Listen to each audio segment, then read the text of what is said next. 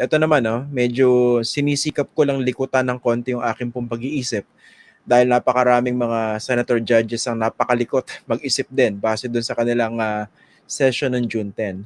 Hindi po ba posible na kung tanggapin ng House of Representatives yung articles of impeachment na ibinalik ng Senado, baka naman sa next session, biglang mag-raise ng point yung isa sa mga senador at sasabihin, teka, bakit natin didinggin itong impeachment case na ito? Binalik natin at tinanggap. So nasa House na naman yung articles of impeachment, we have nothing to talk about. What do you think of that possibility? Well, that is one of the apprehensions ng maraming kababayan natin, no? And perhaps especially those who are rallying in the Senate, no? Ito isa sa mga agam-agam nila. That is why we opted, Christian, na maklarify muna itong intention ng Senate in returning the articles of impeachment before our compliance or pleadings to be filed very soon. Okay. Yung isa pa pong yung pagtingin dito sa ginawa ng Senado. Okay, nandun na tayo. Pwedeng ganyan pa appreciation dito sa pagbabalik ng articles of impeachment. Pero hindi ba unnecessary accommodation ito doon sa lilitisin sa impeachment trial?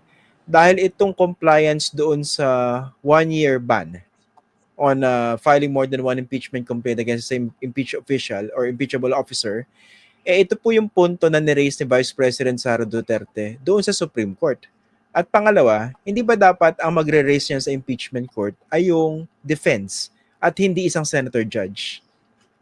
Ano pong tingin niyo? Well, on that point, Christian, that is my hope na sana ito'y kasama sa matakel ng ating Vice Presidente in her answer to be filed within the period of 10 days from service of summons. I believe that will be until June 21. Kagaya po ng paniniwala ng marami, ang mandato po ng ating Constitution sa ating Senado is to try and to decide, no? So, I believe na ito pong mga ganitong issues should be better raised in the answer of the respondent, no? Which will be part of the trial. After all, Christian, after the trial, they have the full liberty to decide on whether to acquit or to convict, no? But nonetheless, hindi po natin inaalis that they are the impeachment court, we are the prosecutors, and in any other court of law, we're obliged to comply with of the impeachment court or any court of law. But of course, I wish to be very accurate on my statement, no? We are seeking for clarification, and so long as the order is within the ambits of the Constitution, the Senate rules on impeachment, and other existing laws, certainly the panel of prosecutors will comply with the impeachment court. Now, in the event that the order will appear to be beyond what is allowed by the Constitution or the law already, then perhaps we will be resorting to the other options or remedies available under the law.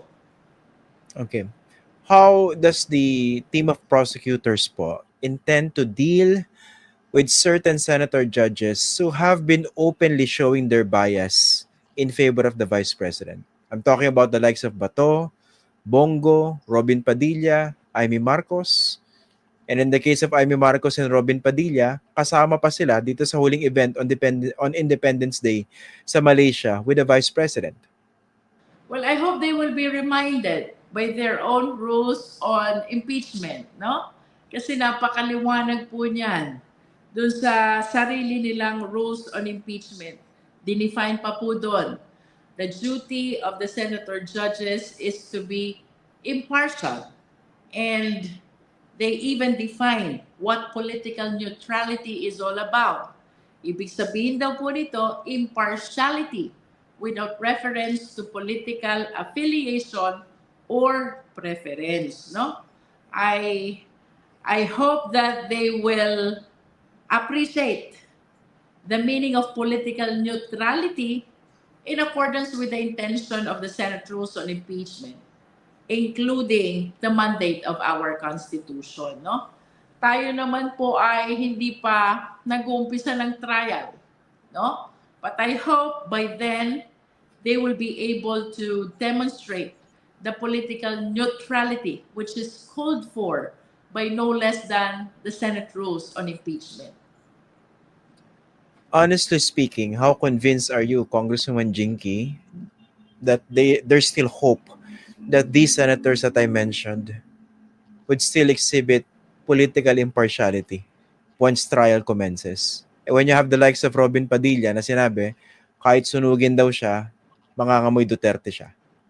Si Amy, openly, ayaw sa impeachment. I mean, honestly, are you even convinced or do you believe that they can become politically neutral when the time comes? Alam mo kasi, I always believe in the spirit of the Constitution, no?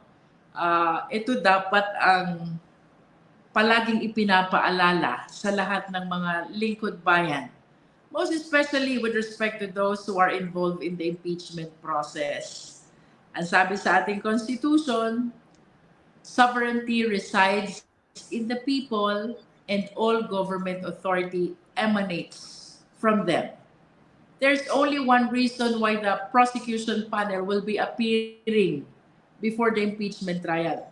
The same reason why the senator judges will be trying and deciding this impeachment case. And that is the mandate of the sovereign people, no? At ito pong mandatong ito ng sambayanang Pilipino, the best manifestation of the mandate of the Filipino people is no less than the Philippine Constitution. And sabi nga, there is nothing more supreme than the sovereign act of the Filipino people. And that is the Philippine Constitution.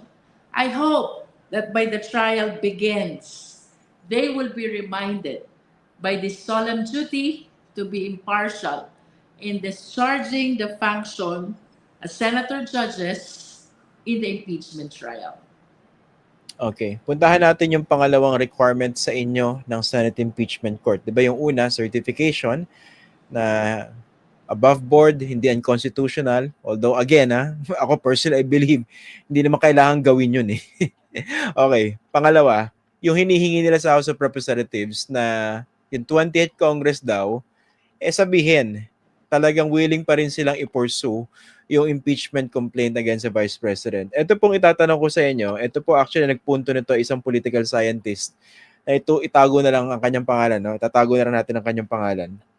Sabi niya, di ba sinasabi ng Senate Impeachment Court o ni Senator Chis Escudero na hindi pwedeng i-commit ng 19th Congress yung mga magiging senador sa 20th Congress. Diba? As far as the impeachment trial is concerned. Pero dito, bakit nire-require kayo na nasa 19th Congress na i-commit yung magiging bahagi ng 20th Congress at para sabihin sa Senado na, teka, tuloy pa rin ang articles of impeachment as far as the 20th Congress is concerned. Ano pong tingin niyo doon? And in addition to that, Christian, no? Ito yung palagi kong sinasabi. Tapos na po ang role, ang function, ang power ng House of Representatives. That is to initiate impeachment complaint, no? Tapos na po ito, the moment we transmitted the impeachment complaint to the Senate, that function has been concluded already. Any act to amend, to withdraw, is not allowed by the Constitution, no? And that is why we're quite confused also kung bakit merong hinihinging confirmation that the 20th Congress will be pursuing the impeachment complaint when that initiation has been concluded already, no? I think I heard this from Justice Carpio already, no? Antonio Carpio. What if the 20th Congress does not support the impeachment complaint? At the very least, ang mangyayari lang dito, Christian, just like in any other court of law, failure to prosecute, no? But in no case na magkakaroon ng amendment, withdrawal, or even any question with respect to the authority of the prosecutors in representing the House of Representatives of the 19th Congress, at least bago ito tumawid sa 20th Congress in the impeachment process. No? This is in line also with our stand that it can continue, or the impeachment process can continue to the 20th Congress, because Senate is a continuing body. It is not affected by any legislative calendar, not even by election or change in composition. And if ever there will be changes in the composition of the prosecutors, ito po'y normal in any courts of law, that we change the prosecutors. But nonetheless, dire-diretso lang po or continuous lang ang process ng impeachment. Christian? Okay. Apo. Congresswoman Jinky, ito, hindi nyo kailangan sumagot verbally, no? Pwedeng kumindat lang kayo, pwedeng umiti lang kayo sa itatanong ko. Okay. Ito po yung tatanong ko. Pwede rin kayo maghawi lang ng buhok. Okay? You don't need to verbally respond to this. Ito po yung tatanong ko. Kayo, nakilala kayo dyan po sa mga pagdinig sa Kamara dahil sa pagiging masinsin ninyo doon sa mga issues, sa mga itinatanong ninyo, and obviously you were doing your homework and you are expected, as you are now, doing your homework before the impeachment trial commences. Ito po yung tanong ko. Hindi ba kayo minsan napapangakamot, napapangiwi, o napapa-facepalm pag may mga nakikita kayong galawang bobo o tanga galing sa ibang mga tatayong huwes dyan po sa Senado? Okay na po yan. Okay na po ako. Sabi mo, I am not obliged to answer your question. Opo. Okay na po ako dyan. Oo.